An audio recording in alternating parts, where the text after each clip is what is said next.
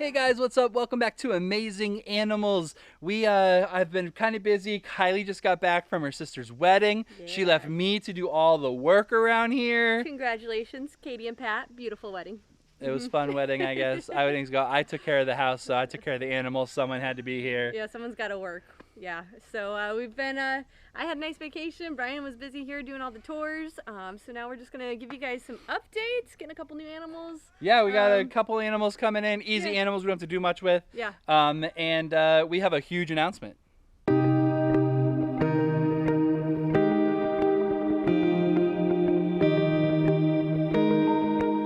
So we got a phone call from someone who's had a common snapping turtle as a pet. She's 3 years old. They got her somewhere up north when she was about the size of a quarter, and they came to Florida, and she started outgrowing the tank, and he couldn't keep her. So we have her, and we are going to release her into our great big ponds here. Now, we are fenced in. The property is fenced, and we have a huge pond. All turtles that are native to Florida, we will put in this pond when people bring them to us with their permission. The turtles can come and go. Most of the time, though, we will feed them in here when there's not an alligator present. We will feed our turtles that live in this pond. So they really stay here. They have no reason to leave. It's a huge pond. There's lots of water. They really seem to enjoy it. We have turtles everywhere out here. And we've probably put about 25, 30 turtles out here that are native to us here in Florida. So we got this girl here. We're going to put her in our pond. A lot of people get turtles. They do get really big. Do a lot of research before you buy a turtle or get a turtle. Know what species you're getting and know how big they're going to get. Most people's turtles that you buy at stores are going to be about the size of a really big dinner plate. They poop a lot. They require huge aquariums, really good filtration. They're very expensive. There's like an article I read once, like the life of a turtle. You're going to pay over like $100,000 over a life of a turtle with all the food and maintenance and upkeep and growing the aquariums if you keep that turtle its whole life. And you should never buy a pet unless you're going to keep it its whole life. So there is a difference in the way you pick up our alligator snapping turtle, our big dude, Frank the Tank. You can actually put your hand up his back of his shell. There's a cavity behind his neck there that it's totally safe for your hand to be. These guys do not have that cavity, so the common snappers, they'll get you. You'll wish you never been bit by a common snapper if you get bit. But you have to kind of pick them up a totally different way, and hopefully we don't get bit. So we're going to let her go here in the pond. Look at her. Watch how fast that is. Crazy. Really cool. She's actually a really beautiful blonde color. And this is a 3-year-old turtle. And this is a meat eater. They have a lure on the bottom of their tongue.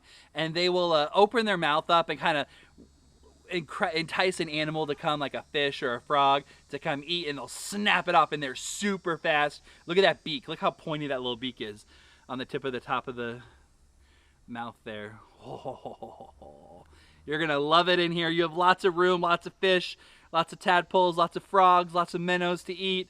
So let's see her swim off here. Here we go. Ready?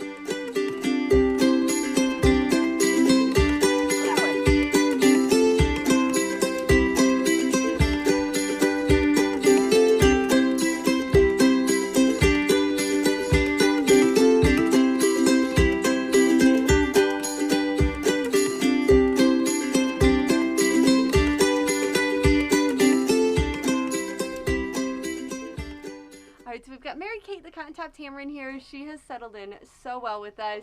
She loves watching everything in the trees behind her. Really loves her mealworms and foraging puzzle feeders.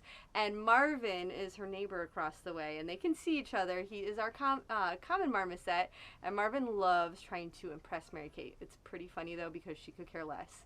And I will say she is our little old lady. She's about 12 and a half years old, and Cotton-Top Tamarins live on average about 13 years, but can definitely live over 15 years, especially in human care. So we just love how well she's settling in, doing really well, and a really awesome ambassador animal to educate our guests here on tour about critically endangered species. So behind me here is our barnyard exhibit. We have 7 goats, 2 pigs, a donkey, and an emu. When we very first built this 4 years ago, we had a lot less funding.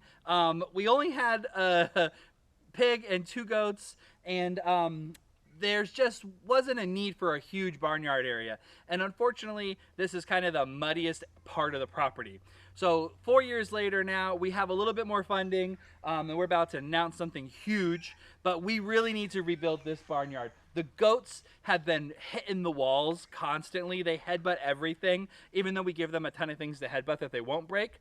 They headbutt my barn, and they poke holes in it, and then start eating everything that they've headbutted and poked holes in. So we have to totally tear this barn down. We need it a little bit more secure for your hurricanes. We need it built out of much better materials that are going to last beating up of these goats that have been just destroying my barn back there. It's going to be about a $10,000 project. We're going to bring in dirt. We're going to elevate it. We're going to bring in a pad of concrete. We're going to make about a 4-inch pad. It'll be really good because it'll get the animals out of the mud and the rain when it rains a lot. And the concrete is really good on their hooves for their hoof care to help trim down their hooves naturally, as it's like sandpaper walking on that concrete.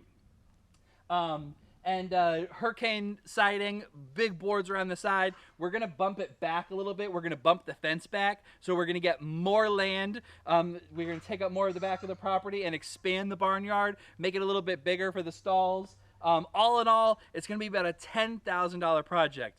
But we just secured a sponsor that is going to help us with this project. And from now till the end of 2020, all donations made to this barn project are gonna double. So if you give us $25, it turns into $50. If you give us $100, it turns into $200. We have an end of the year giving campaign with a sponsor that's matching all of the donations. Thank you, thank you, thank you. This amazing sponsor. He's been a longtime supporter of the preserve. He's an amazing guy. Shelly and Matt, we love you. Thank you, thank you, thank you. Now it's up to all of us to get everyone together and give just a little bit of money, help us rebuild this barn, and the project's gonna start in January. All right, so on December 5th, we're really excited. We are doing a Christmas wreath making open house here at the sanctuary. So if you aren't on our Facebook page yet, go check it out. Give us a like. Look at the events. Tickets are on sale now. It's a limited number of tickets. We're only going to do 25 tickets to make the reefs and then 25 tickets non-making reefs. And that also includes all you can eat. We are getting it catered from our good friends at 3 C's Catering Company. Wine is being donated by Brews and Blues. We love them. So all you can eat, all you can drink wine. Really, really cute little reef that we're going to be making, and it is sloth themed.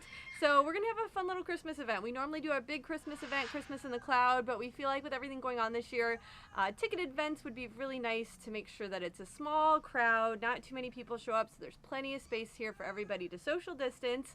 And our yoga day is coming up next month, and those tickets already sold out. So we are definitely planning some more events for you this year. Check it out on Facebook. Get your tickets if you're in Central Florida. If you're going to be here December 5th, come join us. It's going to be a really fun night. All right, so I'm in with the Fennec Foxes. We've got Katniss, Rue, and Peta. And Rue loves the shelves that we already have in here, so we decided to add a few more shelves. She loves to kind of look out around the sanctuary. Katniss and Peta love hiding in their tunnels, so they're all three down with the tunnels right now. But we decided to give them a couple new additives. It's always fun to get animals situated and let them settle into their new exhibit and then see what they really, really like and enjoy, and try to make some more fun stuff for them. So hopefully Rue will start to explore and check out her new shelving.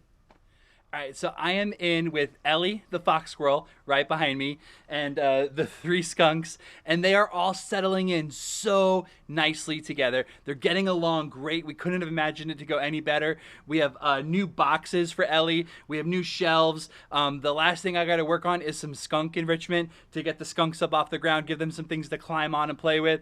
But it is so good. This is the first exhibit that you see. It's a Florida native.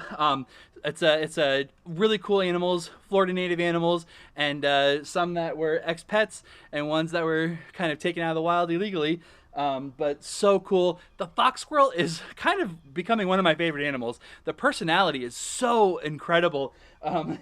She just like gets somewhere, finds a comfortable spot, and plops down and lays like, this is mine. Very, very, very funny, cool animal. Old man Bam Bam in here. Super cool exhibit. It's amazing. And this may be one of my favorite exhibits.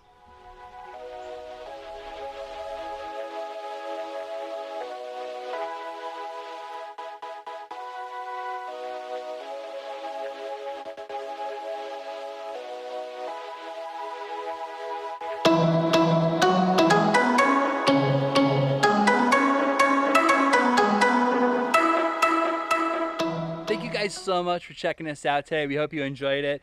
All the new animals are settling in. We're putting the finishing touches. We've moved around and brought in like kind of 7 or 8 animals and a couple new exhibits all at the same time. So it takes a couple weeks to get all the little finishing details and touches and perches, and we kind of let the animals dictate.